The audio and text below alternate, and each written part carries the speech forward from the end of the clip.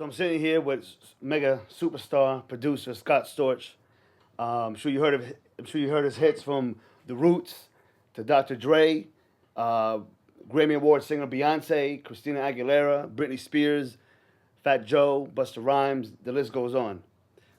Thank you very much, for having My me pleasure. in your studio. It's beautiful, and you've had some massive success. I mean, from you know really fast, $70 million in net worth, um, fancy cars, mansions, the rich and famous lifestyle. Today, a couple of bankruptcies, okay, but success is not final, okay. And as Winston Churchill said, that and failure is not fatal, but it's the courage that to continue is really what counts. And to me, your story is amazing. You always be a great success to me, and I want to share with the world your story. So, what in the world is really driving you today to continue to stay in this business and make it back to number one? You know what? I finally got my passion for music back, and I'm just at a place where I'm around good people, and finally, after so many years in this industry, I've aligned myself with incredible people. They're my partners in this new era of my career. CCS is our company, and I finally have a great environment to work in. I'm able to come in on a regiment and have people motivating me and putting positive energy in the air. Most definitely. And it's just a blessing, because I was jaded, I believe, for a long time due to a lot of things that happened. Other people did to me, things I did to myself, and we torture ourselves sometimes when we make Absolutely. these mistakes. But when somebody finally can bring some light into your life and help you realize that, if you just open your eyes and realize that you've been given a second chance, you can win. I mean, you have an amazing gift, and what you've brought to the table to the industry is truly remarkable.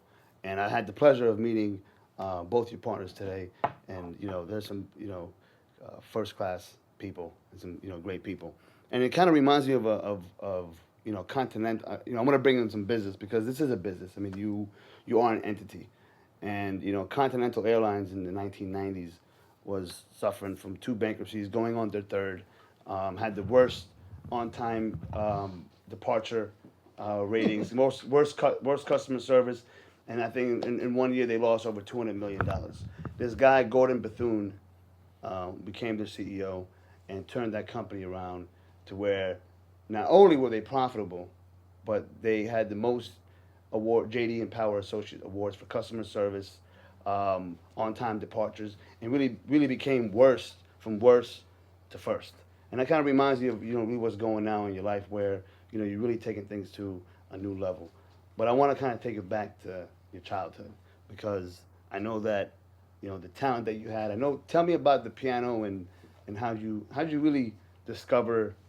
How'd you get into the music? I mean, I had an older brother. When I was growing up, he was 2 years older than me, so he was very into music, and he would always play these different kinds of heavy metal, whatever the trend was at the time. And then my parents, we had a little piece of furniture. It was a broken down old upright piano, and I was just, I don't know, I gravitated towards it, and I would just sit there, and then after a while, I would bring my little cassette recorder, put it on the piano bench, and start figuring out how to play all my favorite songs. And Self-taught. yeah, yeah, I No took one or lessons. two. I No took one or lessons. two lessons as a kid, and then it just the means weren't there to even afford the piano lessons, Wow. or it was difficult to get there because of the scheduling of my parents, and so it just didn't happen. But I taught myself, and it got to the point where my parents were like, "Yo, go out and play football or do something on with your friends," and they were tired of hearing this banging Piano. the piano through the house every day, and I knew that was for me, even at that young Wow. age, like How old are nine, you? 10 years old. Wow. I just knew that was whether I had to be a guy who plays what we call club dates, which is like playing a bar mitzvah or weddings, and Uh huh. and be a poor musician, or be a successful musician, or I'd just rather be that than successful in any other business. No, I hear you. How about, doesn't it run in your family? I know you had an uncle that started a rock band. Yeah, the Vagrants. Yeah, yeah, and he also wrote too. You Did did that your have any homework. yeah, did that have any influence on, you composing not only production and playing the piano but also composing work? You know what's crazy? I have one. We have very like you know, I guess in our in our lives like things that just leave a permanent imprint and you remember these weird little fluky memories. But I remember one time my uncle Jerry was he was on the piano and at this point he had already found God and was writing religious music, Okay. but it was still music and he was playing and singing these songs and I remember him doing this song and I think I was like maybe 10 and he said something and it didn't rhyme and I remember it catching my attention and I was like, yo, he should have used this word. And like I'm 10 years old and I just remember like I'm trying to like I'm critiquing people's music and like I know that obviously I have a really strong connection with music. So that was definitely something that inspired me, I feel. Yeah, usually you kind of answered my second question was because usually you can look back at your childhood and people can say like, no, I always knew that he had that in him, or he always had that eye for it, always had that talent.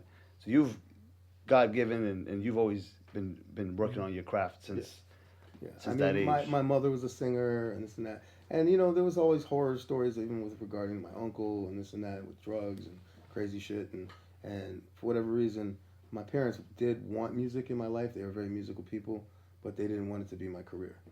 Because Makes they were sense. like, you got to do something practical, you have to have something to fall back on, et cetera, et cetera. But, you know, I think you said something earlier about the people that are willing to take on that challenge and really the Yes, gladiators. yes, we And are gladiators. yeah, Definitely are I think I was gladiators one of those people. I was like, fuck it, I'm going to go for broke. I'm going to do this. for sure. And I know in school you were a bit of a nerd outcast per se.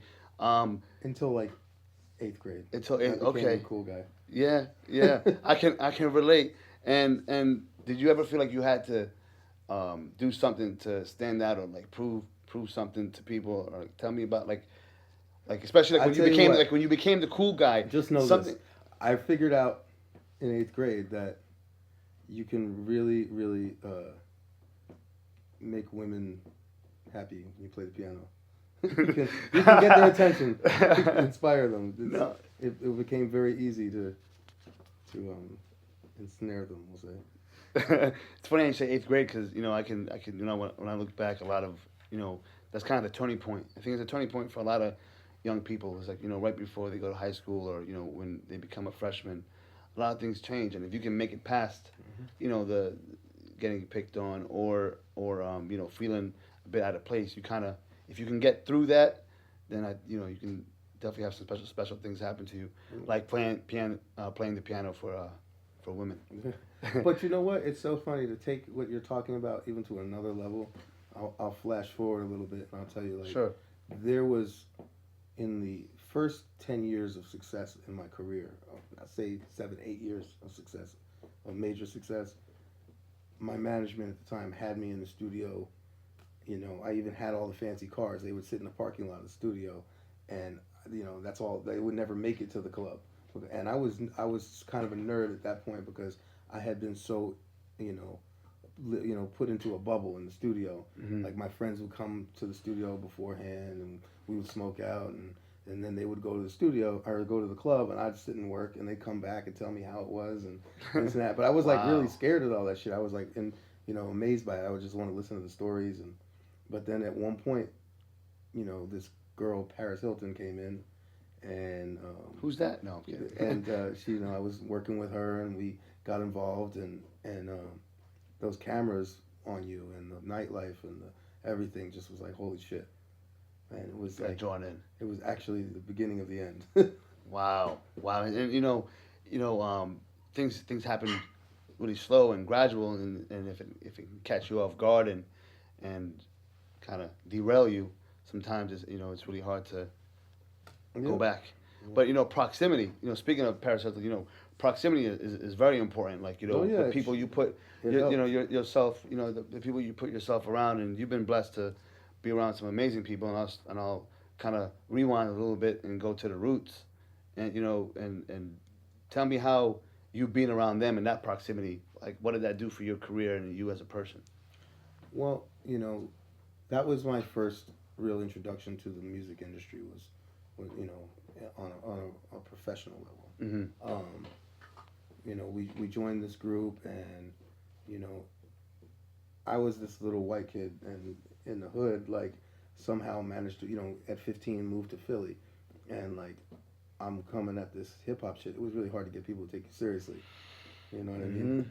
I'm not exactly, Things were different back then. Yeah. It's not like it is now. Yeah. So that was a big, it was a big learning process for me. I mean, I was able to learn people and learn how to be in different social settings, and it was like almost like culture shock. And but I made it work, and I just always remained being me, and that's what the key to it was. I wasn't ever trying to be like, yo, what's up, what's going on? I was just me. How about it take it to the next level? Now your experience with Dre, was it 99 Mm-hmm. with Dre? I 2000. never use this word, but I'll say it. It's funny.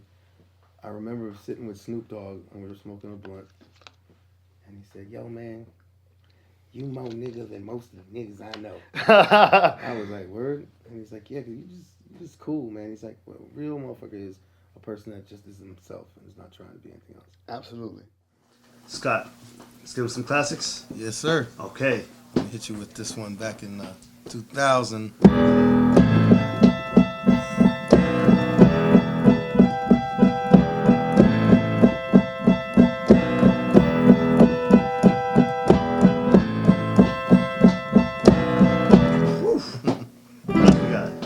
One of the first Grammy I got was with the Roots. It was.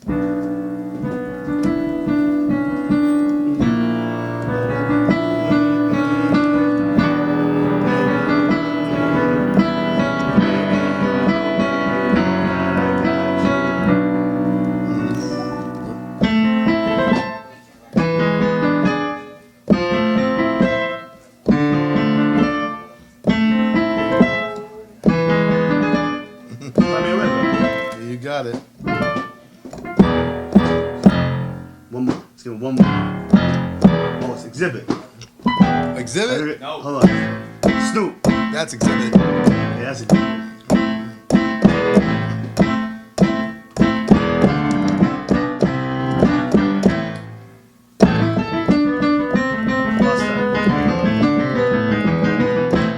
You got it. My man. Thank you so much. All right. Love. Absolutely.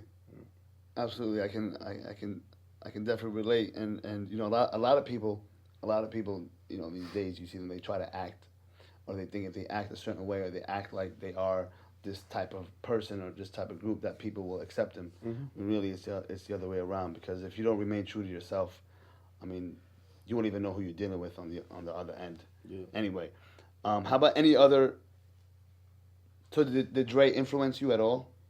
Or Dre, you came in to kind of... Yeah, Dr. Dre, I was able to, firsthand witness a real actual music assembly line. You know what I mean? Like, he's an incredible conductor, and when he has people like myself, he knows what to do to and he knows how to pick talent. Those are like his two gifts, I think, and I learned a lot from that. And he's a good businessman. Absolutely, yes. And I'm sure if people didn't know that back in the day, I'm sure they all know that now after what just happened between Apple and Beats by Dre. So any other producers that influenced you, or any other people? Timberland definitely influenced me. Super talented, his techniques and creatively, watching all that stuff, being able to be working side by side with a lot of these guys, it's like you pick up a lot of shit along the way. So now we got the and next. Vice versa, because we all have our specialties. And you all bring something to the table that's new. And you added, I mean, I never knew that Still Dre, that you had did the sound for Still Dre. I always thought it was just Dre. I mean, even if you look at G Unit popping them things, or you look at a couple other tracks that they did, it still has that.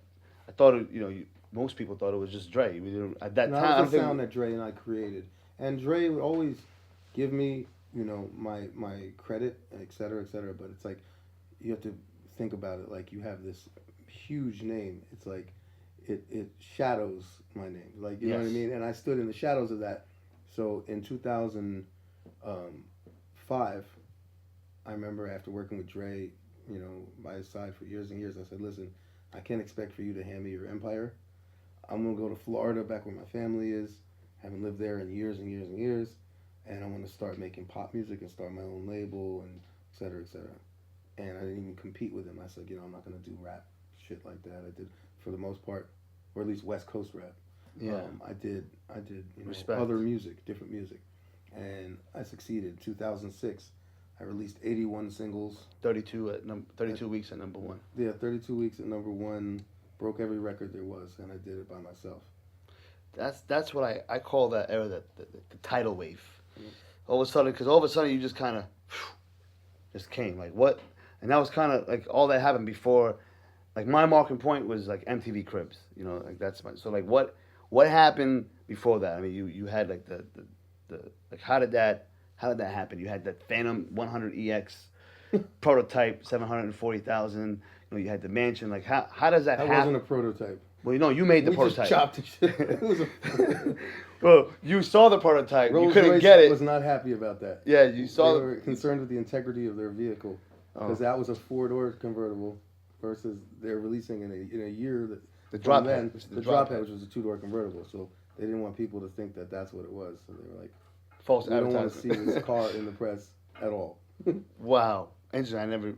We didn't know that. So how does that happen? Like how like that doesn't happen by accident. You know, just 32 weeks at number one, 81 records. It takes like doing the work of 10 men.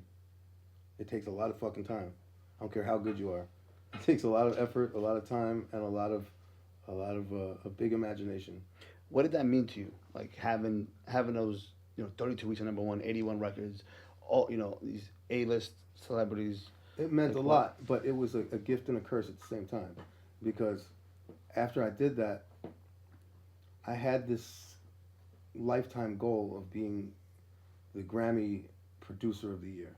Oh, I remember this. All right. In 2005, Dre and I did every record that he did together, and I got a chance to watch him get that award as Grammy for Producer of the Year, and that was one of my motivating factors that shot me down to Florida, was to go earn that on my own. So I was sure I was going to get that when I went to the awards that year in 2006. I remember. And I think somebody that had 2 records out that year from the Gorillas was the person that won the award. But I was too busy making the records to do all the panels and ass kissing for Naris to get that award.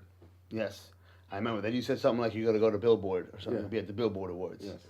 Yeah, and I don't recall what happened. I was a little bitter, a little jaded. I'll still accept Grammys. I have no problem with it. Of course. But you know what? You know, I just realized that, you know, there's a lot of politics. It's not just art, you know, and you got to have the right people with you to protect you and make sure that, you know, I was being sort of managed in those days, but, you know, I've heard Dr. Dre mention, you know, my son can manage Eminem. He said it. I've listened to him say it. Like, it's just a matter of saying how much and when. But if you have like the right team with you, like I finally do for the first time in my life, you know, shit goes down how it's supposed to go down. You know better than your team. Yeah. 100. And okay, so now, you know, after the cars and the mansions and the $250,000 worldwide one-way flights, which would run $500,000 on a round trip to somewhere overseas, you know, what is it, you know, did you, or, you know, while you're doing all this, like, did you ever ask yourself at one point, like, is this life? Like, do I just work, and then now I acquire all these materialistic things, and now I get to fly. Like, I know in one story you flew from Miami to LA just to eat at Mr. Chow's and came back. Like, wow, where did you hear this stuff? I've actually heard that a long time ago. I couldn't find that recently, but I just, you know, like I said, I've been wanting to sit down with you for a while prior to writing my first book. But, you know, did you ever ask yourself, like, maybe at the end of the night, you know, you say, is this it? Like, is this life? Is this my purpose? What? I think a lot of the moves that I was making were, you know, like, there was an article about me, I'll just say this. There was an article about me that said, Scott Storch blew $30 million in cocaine. No, I did not. That I would be dead. Okay, I blew $30 million from the decisions that I made while I was under the influence of being high every day and being out of my fucking brain.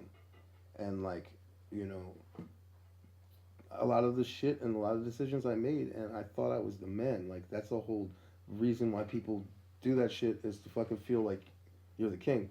So Yeah. I would go and do a binge for like 3 days, and I'd feel so terrible about myself after. And I would, just to make myself feel like I was cool again, I'd call a car guy and I'd be like, order 4 fucking exotics.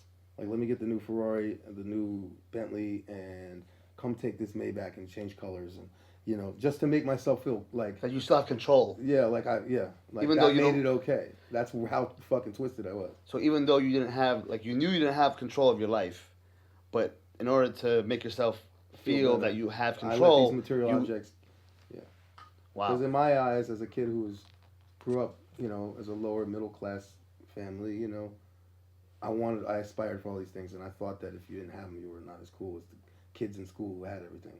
You know what I'm saying? So it's Yeah. fucked up. But you know, at least when we finally realize that about ourselves and we're honest about it, and you can move forward. Absolutely. And I still love nice things, you know, but I'm gonna do things a little different now. I got good people around me to prevent me from doing mistakes, and I think I learned my lesson on my own as well. Well, you're an amazing artist, you know, and everyone has their shortcomings. Everyone has their vices, and if you don't have the right people around you, you know, ultimately that can, you know, destroy, you know, and you can just become one of those, what do they call, like a waste of talent almost, because you don't have the right people around you, especially in this day and age. And you know, we were actually just talking about this with you and your partners, the Wolf of Wall Street, Jordan Belfort. I know. Okay, so he described what happened to him like as gradual steps, like even like if you split his life into two, or what he did wrong into two, like whether it was the bad decisions he made on the financial end, where he did like one thing wrong on the financial end, two, and then you know one illegal move made to 5, 10, 20, and then on his party, you know, his party side, you know, the drugs and the women and everything, and the alcohol, that was small steps, and then all of a sudden it just kind of came down. Is that how it happened with you? Like, was it No, gradual, or put just it like this way. too fast? I had a big appetite for material things and for money and etc. But I wasn't greedy, and everything I made, I earned it. You know what I'm saying? I never robbed anybody for money. Oh no, I'm not trying to compare. just No, saying. no, I'm not trying to. I'm talking about his party. I'm not in no way trying to say that you took. Okay. I'm talking about particularly. Let me elaborate that. I meant on the fact of making mistakes. Yeah. And then it blowing up. You know, did it happen really fast, or did you take slow steps, like, you know, one line of coke and then turn to, you know, maybe coke in the night and Dude, the party, I then went it came first. head first. Head first. Okay, that's where I was going at. So, What they Did you- portrayed Tony did- Montana as Yeah. back in the day, and his ways with the fucking office with the fucking big ass, I make him look like small potatoes. I was Wow. out of my fucking brains. Excess was fun for me. so did you feel that the fact that, you know how you said that you were in the studio a lot, your friends would go out and club, but you would be in the studio, and you wouldn't I want to go hadn't there. discovered any of the bad shit yet, and I hadn't discovered, like, I didn't, when I was in that period of working, no, I was not there. I was just smoke weed and make music and sit. But when I finally was introduced to Hollywood, That's what I'm saying. Like, that you life- go from left field, like just Yeah. working, all of a sudden just head first, I was like, oh, this is cool, and it was glamorous and it was amazing for the first year, and then you start seeing it around my eyes, and you start seeing me in the studio way less, and then you start seeing me not even there at all. August 2006. You said you want to take a month off. What were your plans on that month off, and do you wish that you never took that month off? Because isn't that when that month became into Yeah, it came into a whole a 5-6 year party. yeah. So do you ever tell yourself, like, man, you know, like, what if I never took that day off? I probably would have found my way to another party. I was a lion out of his cage. So, when you look at the costs that are involved in everything that you were doing, I mean, you just said you would call your guy up and say, hey, give me the Ferraris and changed the color of the Maybach, and then you had the private jets and the exquisite dinners across the country. Did anyone on your team ever say, "Hey, Scott, like, what are you doing? Like, can chill, chill." Not too much. A little bit, yeah. I mean, there were people that tried it, but they were all along for the ride, and it was everybody. Everybody was. Do you feel that? And if they did it all, it was out of security for their lives, not mine. Making sure that their money was going to still keep coming. Not because they were in the best interest of Scott Storch. I didn't have anybody like me. So, when you have all these options, more money, more options. You had all this different stuff. How did you justify, like, in your mind, like when you say, okay, I want to take a private jet flight, or I want to go to, I'm going to go overseas to Ibiza, wherever the crazy trips you would take. There was enough in the account. Let's go.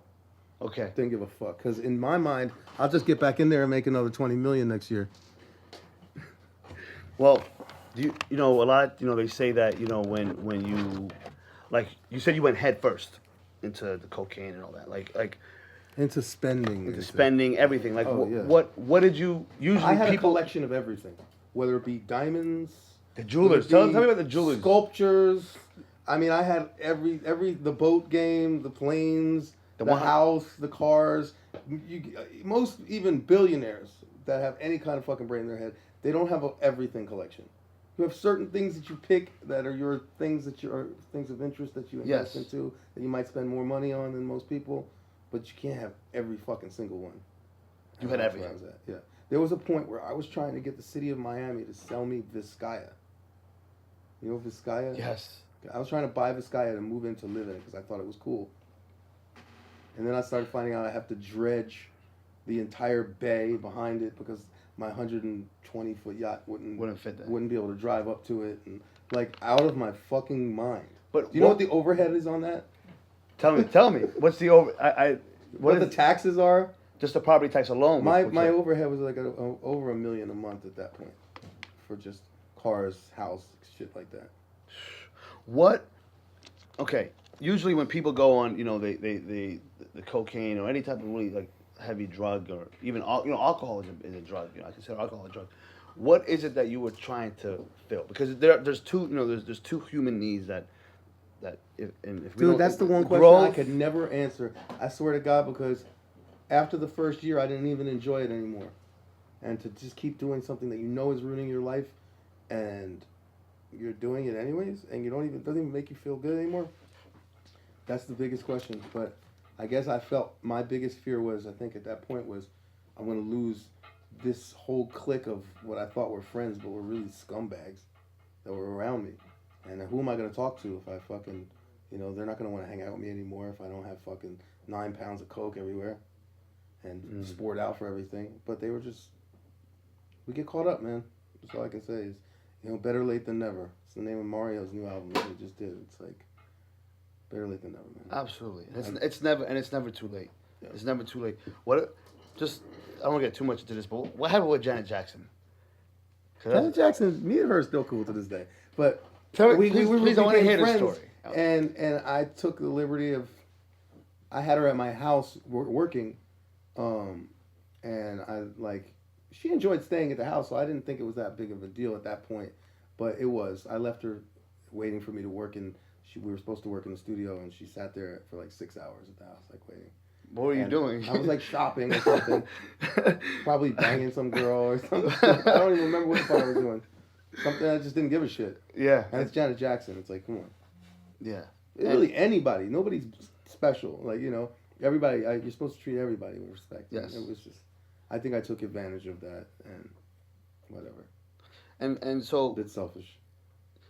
Yes, and when you're and I'm sure you were under the influence. Out of my mind. Yes. I mean, I can't imagine. I mean, I we did make a great record. We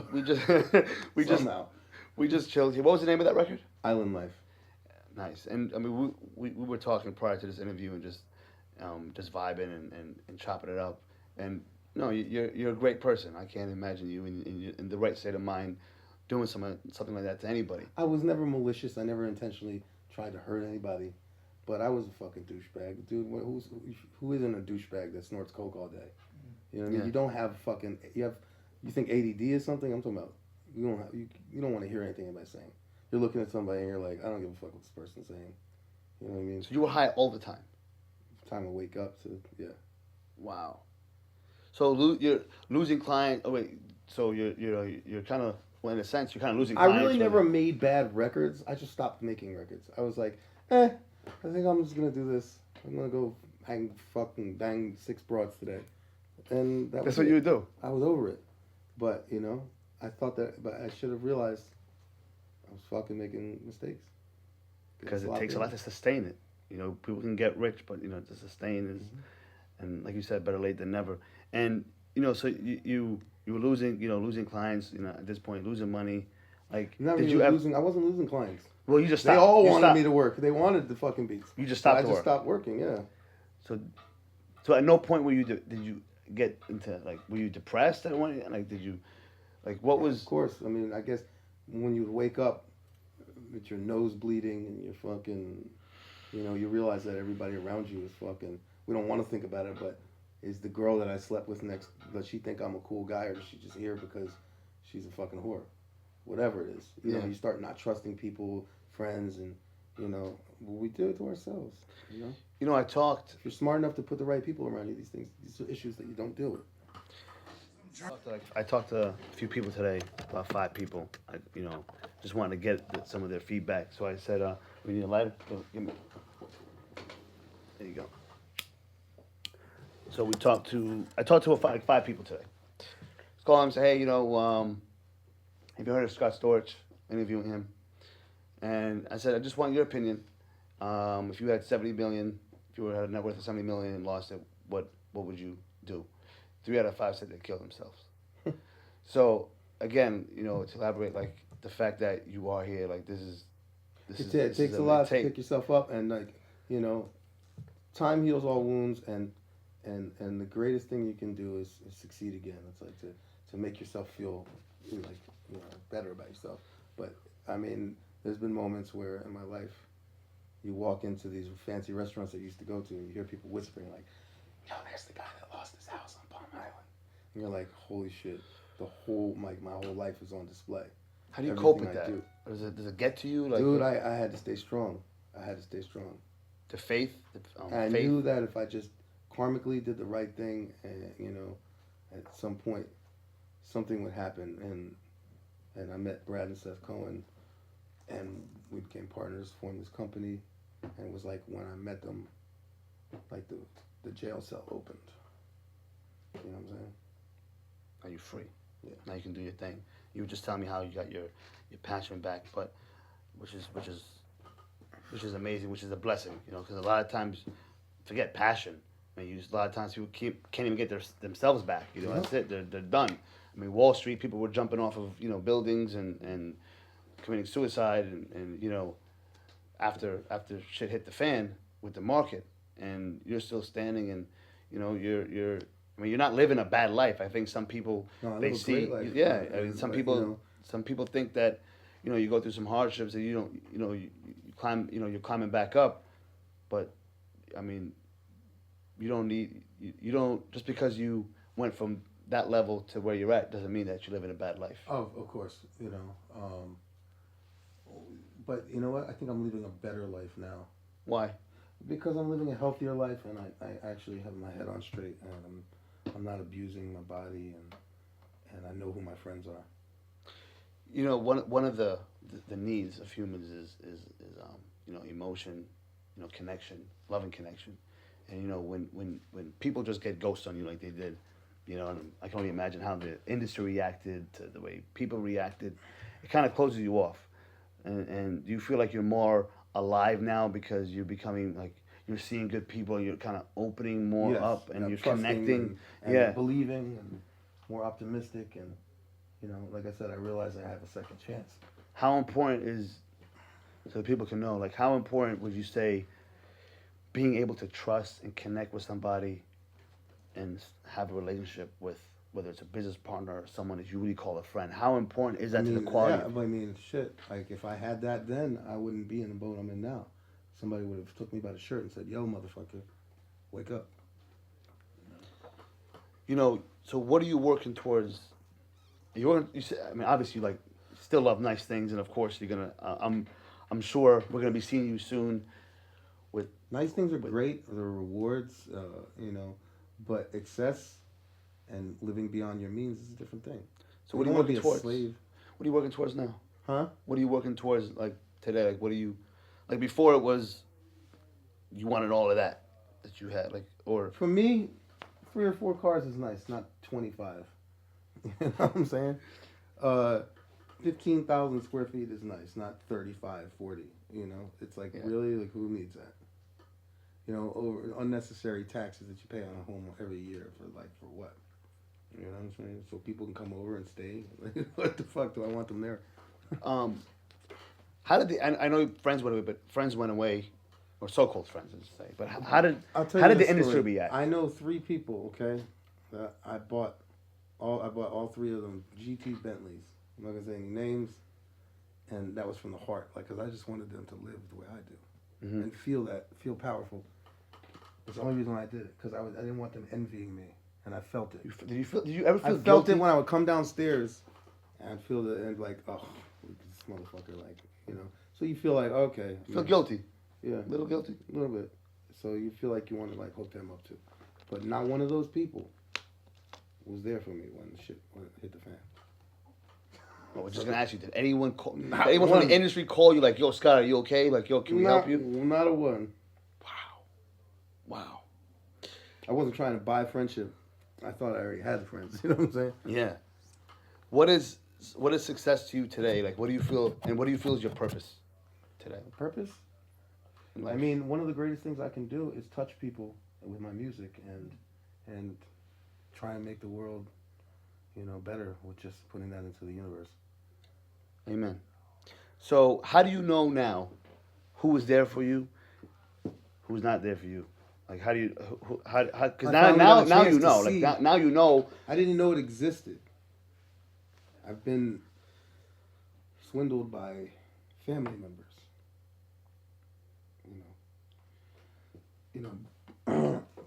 Being able, I guess, to finally see what good people are, that's my gauge now. I just think that's amazing.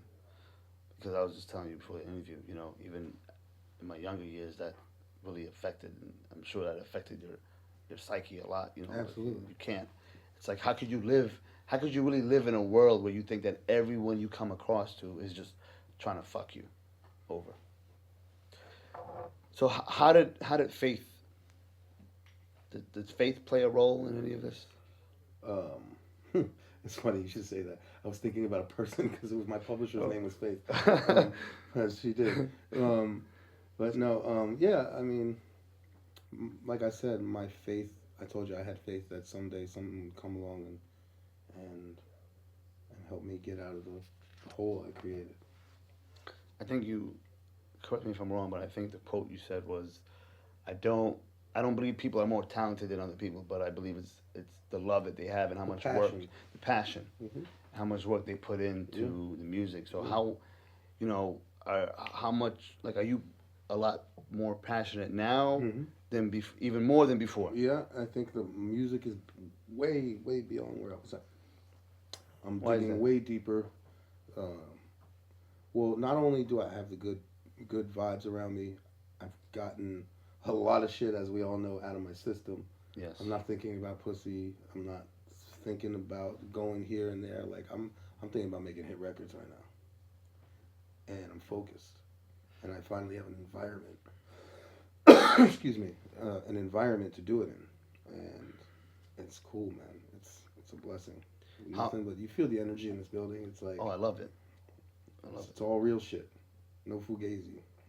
You let me hear some exclusives today. Yep. And I can tell. So hopefully that's a reflection of my past. Definitely is, and just the different type of sounds that you're using, and now someone who's not very passionate would not be able to make the music that you're making now. Are you still pulling records out of the crate in your brain? Yeah, I heard that. Yeah, Tell me about samples, that. What is that? No, you know what? I'll tell you what. For me, one of the things I pride myself on is being a pioneer. I don't ever want to be like a carbon copy of what's going on.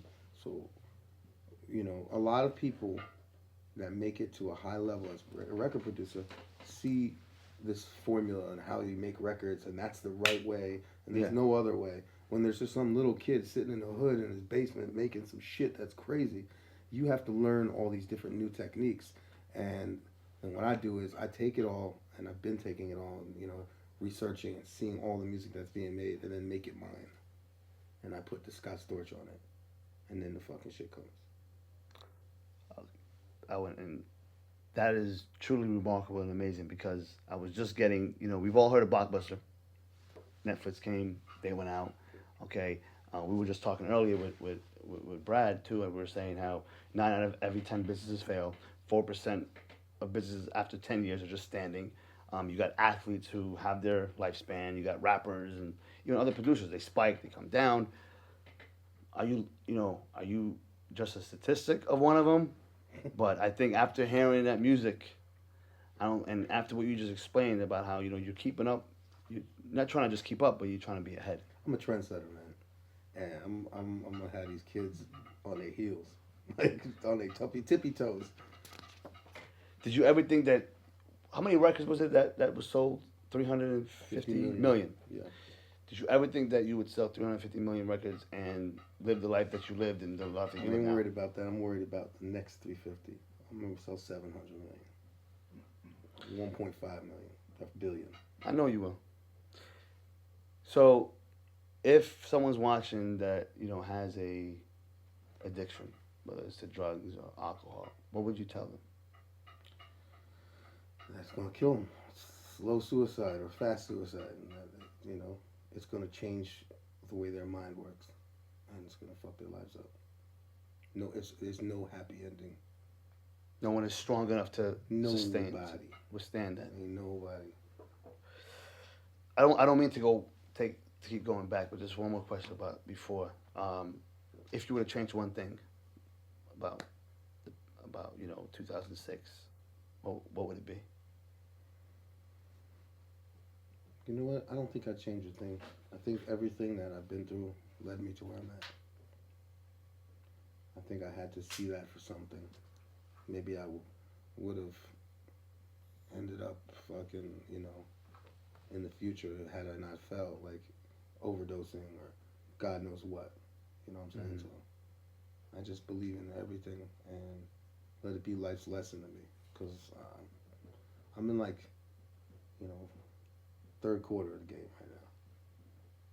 It's not about how, third and fourth is about to be the shit. It's not about how you played the first half. It's about how you can get out there and kick ass on the 2nd half. So describe Scott Storch today. What's happening? I'm a driven, very happy, very, for the first time in my life, able to just focus on music and not have to worry. I'm not even talking about the successful days, but the my days where I was trying to make a comeback and I was unable to. I had the pressures of just bills and shit like that and all that anxiety. I don't have that. I'm in a good position where I can just do this. Fearless. Yeah. Just gliding. Yeah. Any challenges in getting some credibility in the industry? I mean, obviously we just heard some new Rick Ross tracks, Chris Brown, and a bunch of other artists that you're working with. But what about a lot of the other artists that you there's a lot feel? of people that I never did any wrongdoing to. I'm talking about a lot of people in this business that walked away from me. I'm not going to single anybody out, but I can just say this. Success is the best revenge in the world. So that's Yes, it is. And, is there anything that you want to add as far as what you're doing today and just line up for what's to come before we wrap this up? I mean, no matter what, to me, you're just one of the greatest success I'm not going to stories. mention a record that's coming or something. Just know that a new wave of music CCS is about to put out to the world. We're my partner likes to refer to as, we're not a camp, we're a continent. That's it. God bless you. You're such an inspiration, Scott Storch. Thank you so much for Thanks for having me. coming, man. You're welcome. Best of luck with the book. Thank you. Thank you. Scott Storch, everyone. Any of these fairs, you know? Shit. Let me find out.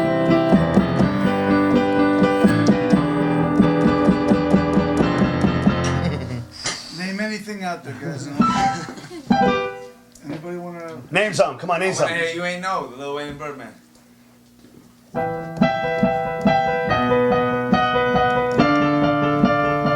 That's an old one. Wow. Man. I got a lot of loot.